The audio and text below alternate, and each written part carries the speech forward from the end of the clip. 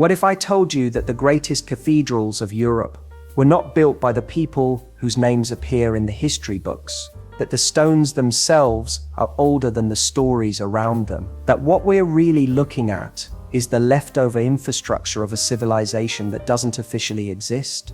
Sounds insane, right? Because now we're going to try something no historian is comfortable with. We're going to take their own numbers, their own timelines, their own population data, and we're going to feed them into simple, unforgiving mathematics. When the math is finished, there are only two options left. Either all of human history before a certain point is fiction, or something catastrophic wiped out almost everyone. And the people we call medieval builders were really just squatters in ruins. They didn't understand. Our investigation begins in the heart of Europe. Picture a grey morning in northeastern France. The streets are still damp. The sky is dull and flat. You walk through an ordinary modern city, cars, cafes, people on their phones, and then you turn a corner and reality breaks. A wall of stone rises up in front of you. Not a wall, a cliff. But this cliff has windows, spines of carved pillars, forests of statues, arches stacked on arches like frozen waves. You're standing in front of a Gothic cathedral. It could be Reims. It could be Chartres. It could be Cologne. The names change. The feeling doesn't.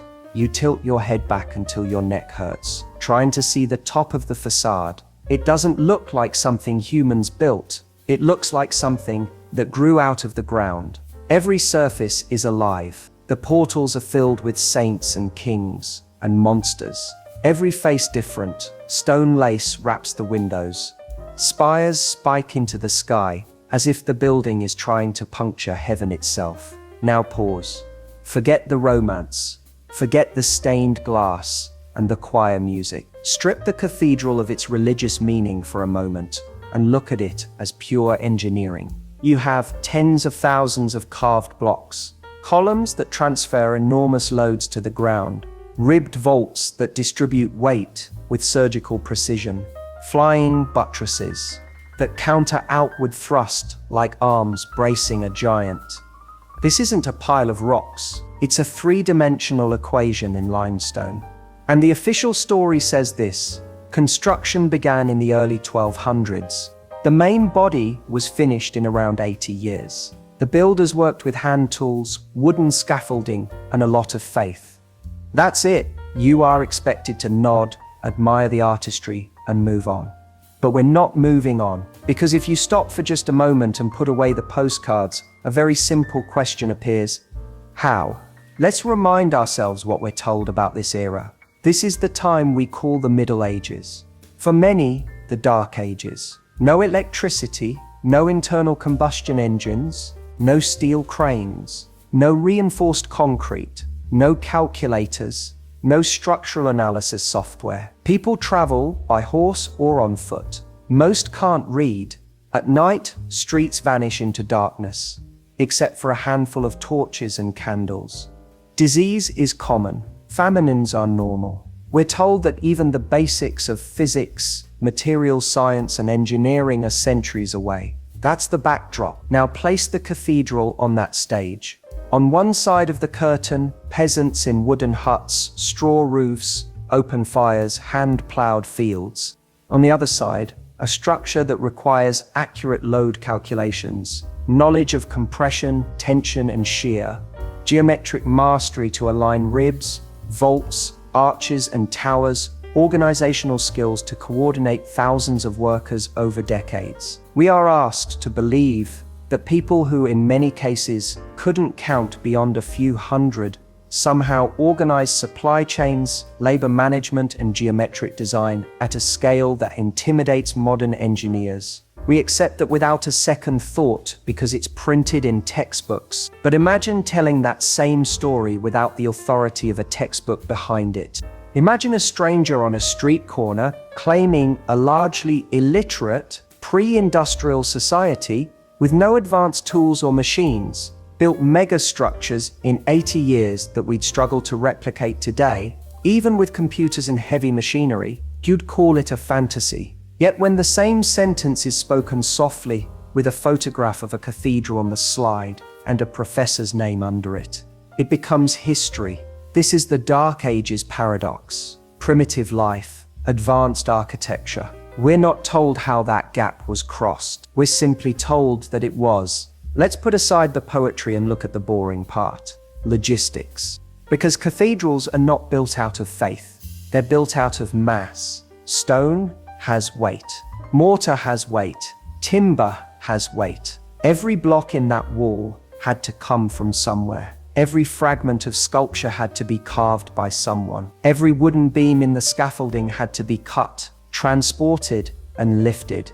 Take just one cathedral as a case study. Conservative estimates of the total stone volume give you hundreds of thousands of tons, in some cases pushing into the millions. That means quarries operating at industrial scale, roads or rivers used as dedicated freight corridors, animals, carts, boats, and a constant flow of people moving material in and out. This is not a side project. This is the region's main economic event for generations. Where is that story? Where are the detailed accounts of how many ox-drawn carts entered and left each day? Which villages were emptied of men for construction? How food, clothing, and shelter were provided for thousands of laborers? How tools were produced, maintained, and replaced over 80 years of continuous work? We're shown beautiful romanticized paintings of craftsmen at work, a few masons on a scaffold, a wooden crane with a man in a wheel, lifting a block. Nice pictures, not nearly enough. Look again at the scale. Multiply that little scene thousands of times. Now imagine it running for 8 decades with almost no interruptions. That's not a painting. That's an entire parallel economy. And yet the chronicles are strangely quiet about the mechanics of all this. We get names of bishops, dates of consecrations, lists of relics, but the practical details, the ones you'd absolutely need to know to actually repeat the feat, are missing, vague, or reduced to a sentence or two. We're forced to swallow the idea that an era we consider primitive somehow organized logistical chains rivaling modern mega projects and just didn't bother to document them in any depth. Is that plausible, or is it convenient? When you look across Europe, another pattern appears. The cities change. The languages change. The saints and kings carved on the portals change. But the origin story of the cathedrals, that barely changes at all. Over and over you read some version of "on this spot once stood a humble wooden church. Then disaster struck. A terrible fire burned it to the ground. The people mourned and decided to build something greater in its place." It's a powerful narrative. From ashes rises glory. From loss comes inspiration. But when the same plot line appears in dozens, maybe hundreds of different places, you need to ask, is that history or is that a template? Because this convenient burned wooden church, new stone masterpiece story solves 2 big problems for the official timeline. First, it creates the illusion of continuity. You can link an inexplicable stone colossus to a small, believable structure from an earlier era. Second, it explains why major construction suddenly starts on that particular site, at that particular moment, without asking who actually designed the stone giant. A fire is a perfect plot device. It destroys the old. It justifies the new. It burns the evidence and gives you a blank slate. Of course, fires did happen. Medieval cities were tinderboxes.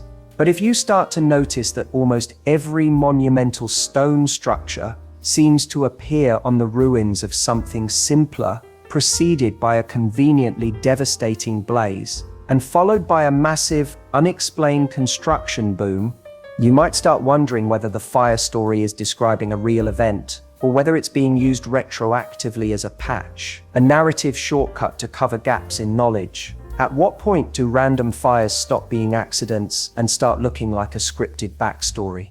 Now let's talk about the people who supposedly designed these cathedrals. History gives us names. A master mason here, a chief architect there. These names are presented with authority. This cathedral was built under the direction of this person. That one is the work of that person. Sounds solid? Until you ask questions that architects, engineers, and historians never seem to answer clearly. Where are their detailed plans? Where are their calculations, even in primitive form? Where is the paper trail of correspondence, contracts, disputes, and revisions you'd expect from such massive projects? Where are their students, clearly identified and traceable? Where are their other works with the same characteristic style, in different regions and time periods? Too often, the answer is a handful of later mentions, confused attributions, claims that he is believed to have worked on, along with projects separated by centuries. The picture that emerges is odd. Instead of seeing a well-documented professional, you see a shadow, a name that floats through centuries, attached whenever an author feels compelled to write someone into the story. In some cases, one architect is credited with involvement in structures allegedly begun in the 6th century, and others started in the 12th. That's not a career, that's a myth. It starts to look less like we're dealing with real, traceable individuals, and more like we're dealing with placeholders, fictional signatures on documents where the true author is unknown. Imagine walking into a museum full of unsigned paintings. To avoid embarrassment, the curator scribbles, "Workshop of Leonardo," under every one. Comforting label, no real proof. That is what much of cathedral authorship feels like. If the names are shaky, and the logistics are underdocumented, and the origin stories look copied and pasted, something in the foundation of the official narrative is off. But all of this, you could argue, is circumstantial. Uncomfortable, yes. Suspicious, yes, but not final. So let's do something harder. Let's bring in the one bully that refuses to be gaslit: mathematics. Historians can argue about meanings and motives. They can reinterpret texts. They can debate dates. But there are two domains where excuses don't go very far: physics, mass, energy, time, and mathematics, especially when it deals with large populations. You can hide a sloppy narrative behind romantic language. You can't hide a missing 1,000,000 tons of stone. You can't conjure a workforce out of thin air. And you can't make a nearly empty planet build hundreds of stone giants. So here's what we're going to do. We're going to take official demographic data from a period that is extremely well documented, the last couple of centuries. We're going to look at how population has grown over time using their numbers. Then we're going to reverse the process, not as a precise reconstruction, not as some grand unified demographic theory, just as an experiment. If we take the growth rates they give us for the recent past and we apply those rates backwards, what does the world look like when these cathedrals are supposed to be under construction? We're going to ask one question: were there even enough people on Earth or in Europe to make the official story physically possible? The answer is not going to be pretty. Let's pick a simple starting point. In the 19th and 20th centuries, we see an enormous surge in population. Countries like England, France, Spain, Germany, their numbers jump dramatically. Take any reputable demographic source, and you see the same trend. The population in the early 1800s is much smaller than today. It accelerates through industrialization. It explodes in the 20th century. This part is not controversial. Now imagine a curve. From the mid-1800s to now, it rises steadily, then sharply. We're going to treat that curve as a growth function. Then we're going to run it backwards.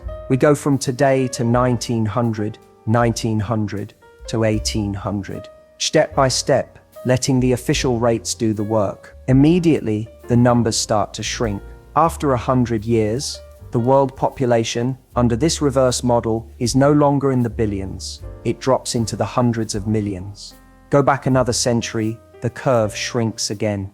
At each step, you compare this mathematically derived population with what official history claims: that vast empires existed, that continents were being explored and colonized, that large armies were marching and fighting, that massive building projects were underway, and you start to see a mismatch.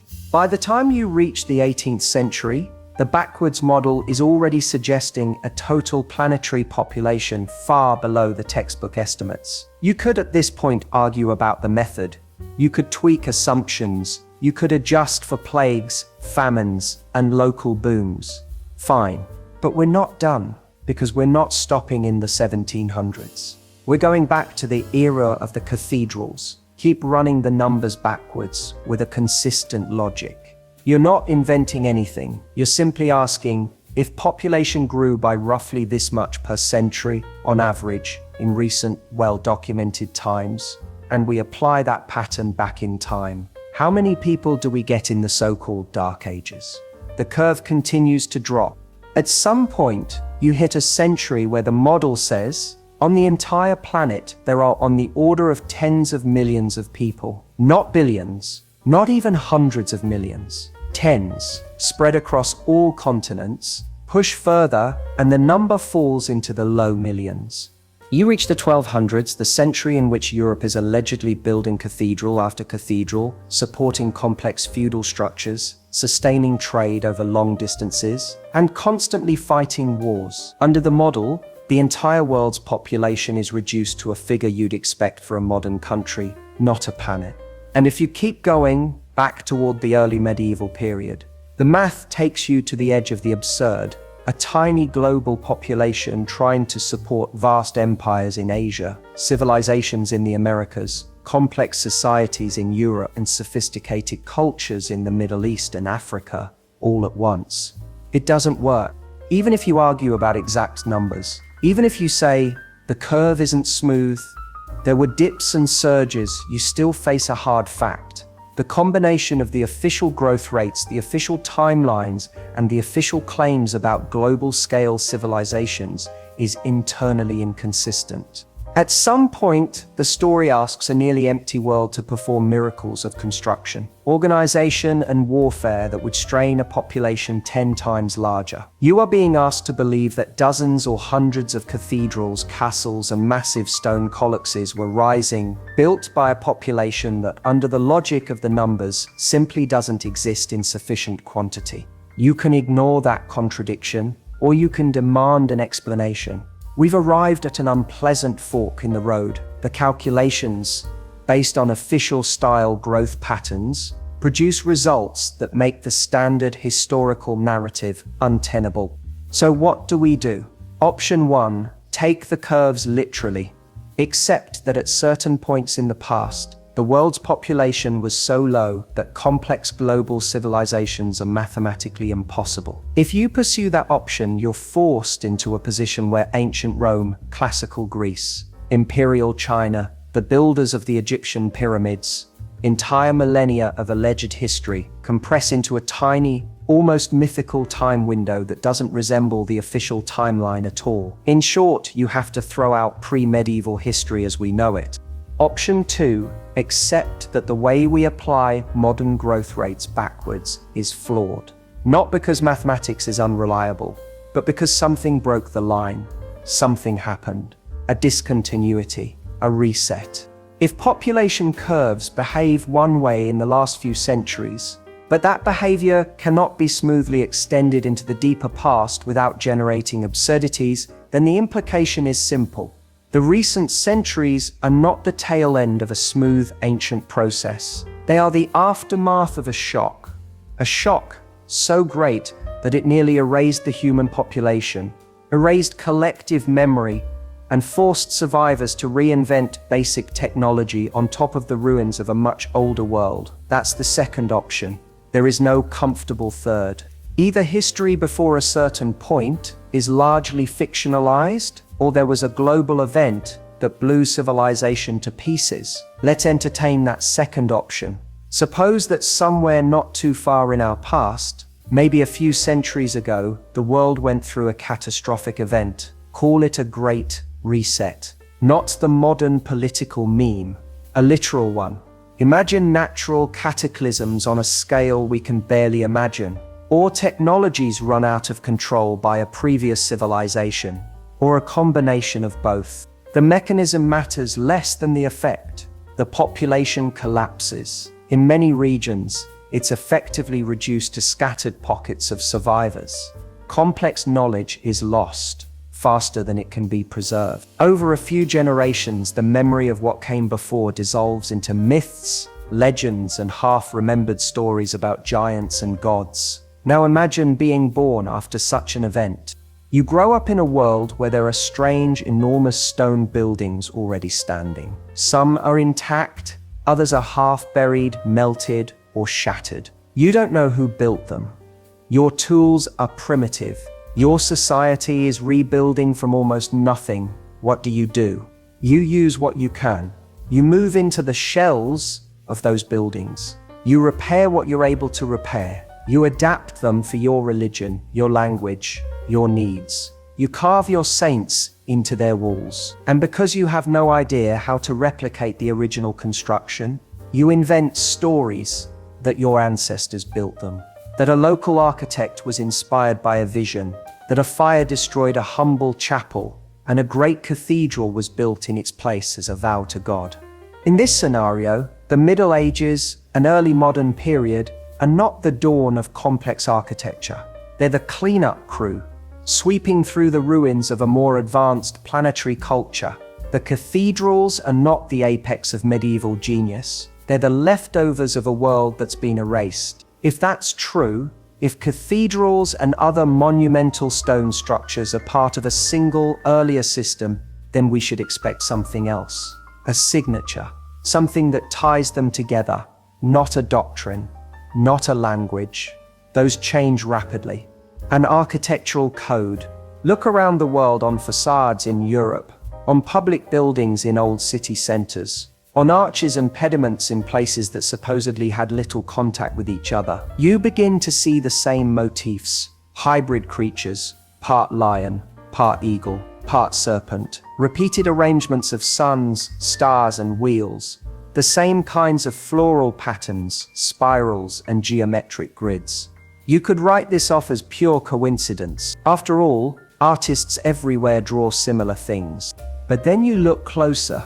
The style is similar, not just the idea, the way the wings are carved, the way claws grip the base, the way foliage curls around doorways. And you notice something else. The older the photograph or engraving, the cleaner the symbols are. In images from the 1800s, the buildings already look old, soot-stained, sometimes half-buried, but the carvings are still sharp. The people walking past them are in simple, relatively crude clothing.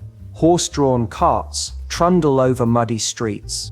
The contrast is brutal. The built environment looks like the work of gods. The inhabitants look like they've just crawled out of a disaster. Those images do not show a civilization building its crowning achievements. They show a civilization moving into someone else's empty house. The same motifs appear in city after city, across national borders and language barriers. On cathedrals, yes, but also on town halls, train stations, concert halls, and government buildings. Our textbooks chop this spread of symbols into pieces. This is Gothic, that's Baroque, this is neoclassical. Different labels, different courses in architectural history. But from the perspective of deep time, it all looks suspiciously like fragments of a single, unified architectural language, reinterpreted and repurposed by people who did not fully understand what they had inherited. So what are we left with? A handful of uncomfortable observations. The engineering of the great cathedrals is far beyond what you'd expect from the societies that supposedly built them. The logistical effort required to quarry, move, and place the stone is barely documented, despite being an enormous regional undertaking. The origin stories, the fires, the humble wooden predecessors, the sudden decision to create stone giants, repeat so often they look like templates, not eyewitness accounts. The architects credited with these works often dissolve under scrutiny into shadowy, ill-defined figures, more like legends than professionals. The population math, When you push it backwards, collides with the official timeline, suggesting that the world was too sparsely populated to sustain the civilizations we're told existed in parallel. The symbols and motifs on the buildings themselves point to a global, shared design language that we've retroactively sliced into separate styles. None of these points in isolation is a smoking gun. Together, they point to a single, deeply unsettling possibility: that our civilization is not the first. That what we call medieval or early modern architecture is, in many cases, the redecoration of older shells. That the cathedrals were not designed from scratch by people scratching with quills in candlelit scriptoria, but were inherited artifacts, the abandoned infrastructure of a world that collapsed so completely its memory survived only as myths of giants and gods. If that's true, then the question in the title, who really built these cathedrals, may not have a name answer. No single architect, no king, no saint. The real answer may be a civilization that our official history does not admit existed, whose cities and techniques were nearly wiped out, whose traces we now pray in, sing in, and take selfies in, without understanding what we're really standing inside. We live among their ruins. We take them for granted. We label them with dates and styles and stories that make us feel better. But stone doesn't care about our labels. Math doesn't care about our legends. Population curves don't care about our nostalgia for continuity. They point to something else: a break, a reset, a missing chapter. The cathedrals are not just religious buildings. They're monuments to amnesia. They tell us, in stone, you are not the first, you are not as old as you think, and you are living in the shadow of a world you no longer remember. This investigation doesn't end with the cathedrals. If this hypothesis is right, then the star forts, the strange canal systems, the impossibly aligned megaliths, the buried layers beneath our cities, are all part of the same story. A story that was never meant to be told, but the stones are still here. The numbers are still here. The symbols are still here. All we had to do was stop, turn around, and ask the question nobody is supposed to ask. What if they didn't build this? If you want to go further down this path, into other cities, other ruins, other impossible buildings, you know what to do. Look up, look closely, and if you're ready to see what else our history might be hiding, stay with us. It's only going to get stranger from here.